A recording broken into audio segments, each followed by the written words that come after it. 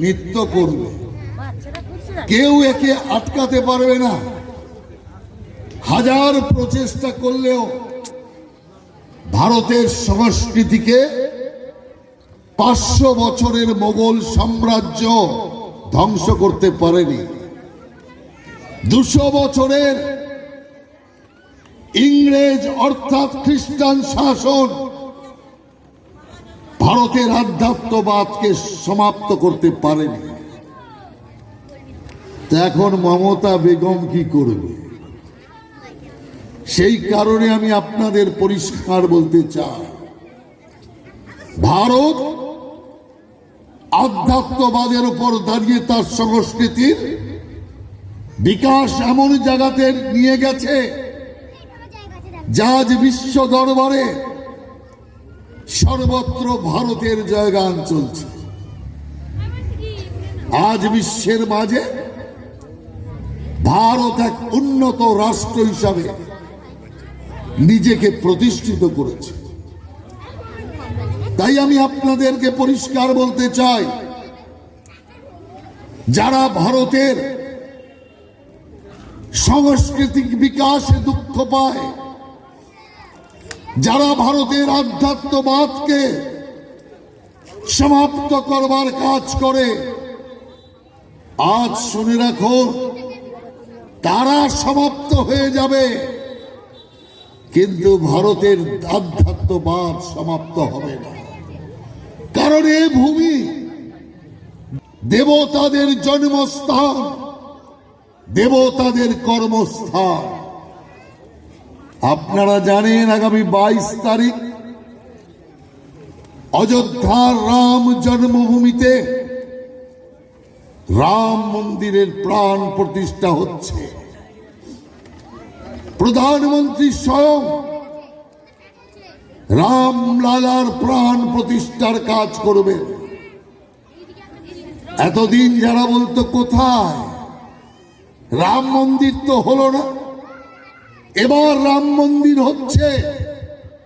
আর অদ্ভুত ব্যাপার, বিশ্ব যেদিকে তাকিয়ে আছে, এত বড় একটি ঐতিহাসিক ঘটনা, রাম মন্দির তৈরি, ভারতের সর্বোচ্চ আদালতের নির্দেশে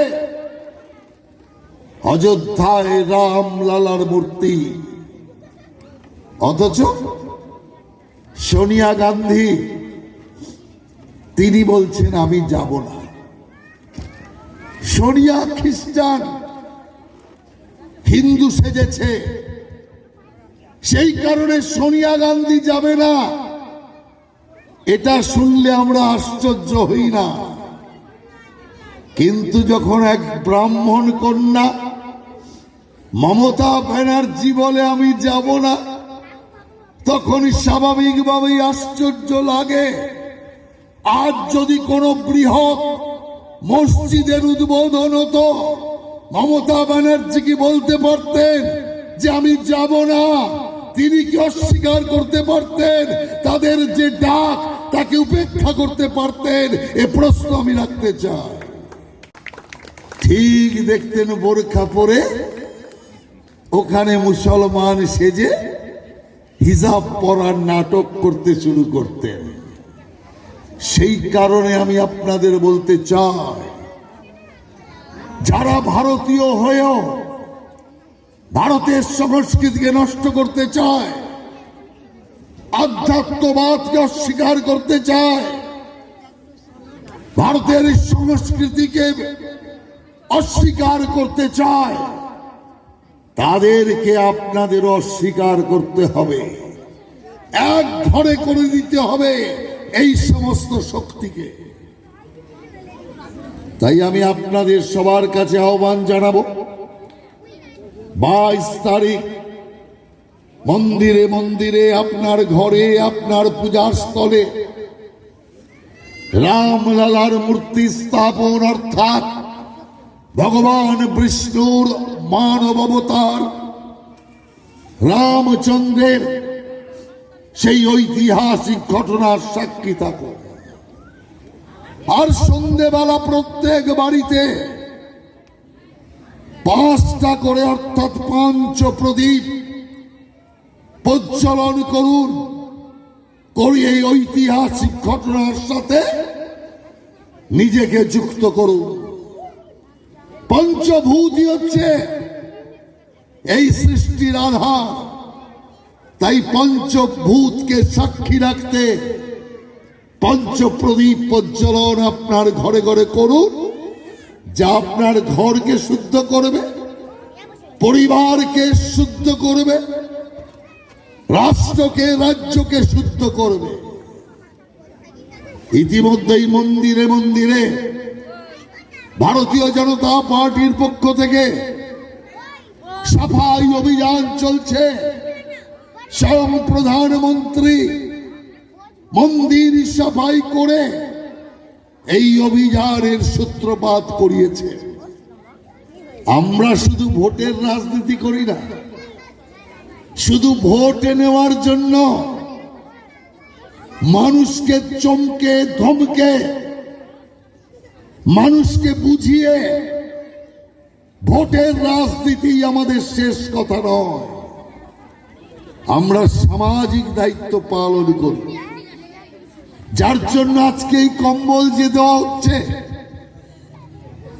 এ কম্বল তো কালকে ভোট আছে তার জন্য নয়, চরম শীতে যাদের দরকার তাদের পাশে যাতে আমরা দাঁড়াতে পারি।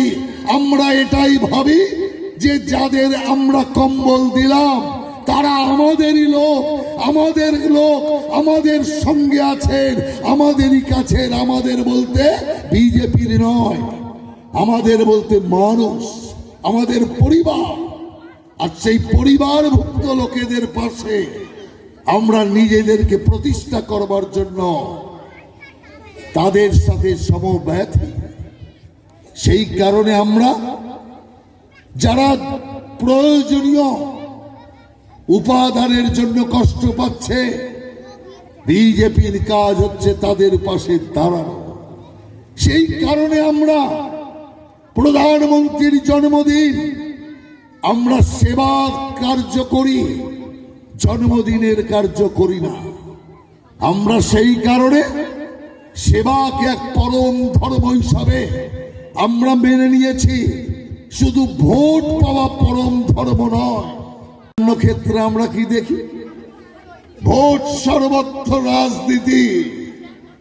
আমরা প্রাথমিক অবস্থায় শিখেছি নেতা নয়, দল নয়, দেশ হচ্ছে বড়। দেশের মন্ত্রকে সম্বল করো। তাই ভারত মাতাকে বিশ্বের সর্বোচ্চ স্থানে উঁচু আসনে বসানোই আমাদের একমাত্র স্বপ্ন। আর সেই স্বপ্ন মোদিজির জন্য কতটা সার্থক হয়েছে, গর্বে বুক ফুলে উঠে। রাশিয়ার ইউক্রেনের যুদ্ধ হবে হবে ভাব, সারা বিশ্বে পেপার টিভি সব জায়গায় লিখছে রাশিয়া ইউক্রেনের যুদ্ধ মানে বিশ্বযুদ্ধ লাগবে, কেউ থামাতে পারবে না। আমি এখানে ভাষণ দিচ্ছি, আপনারা শুনছেন, এখনো যুদ্ধ চলছে রাশিয়া ইউক্রেনে।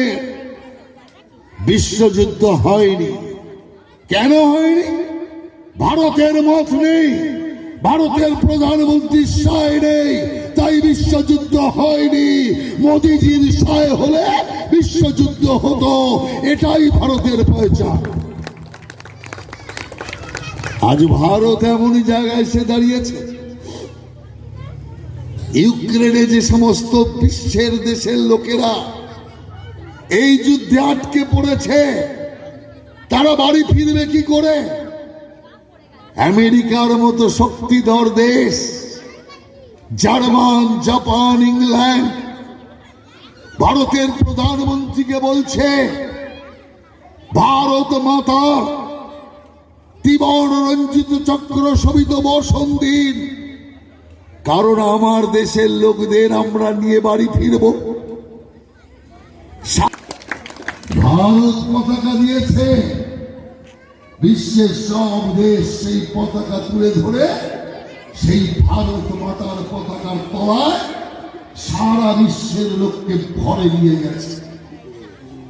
চীনবাদ জাহেরি, যে চীন ভারতের সর্বনাশ দুবেলা চিন্তা করে, সেখানকে তো আমরা আমাদের পতাকার তলায় পাকিস্তান পর্যন্ত দিয়ে এসছি, পাকিস্তানের লোকজনকে।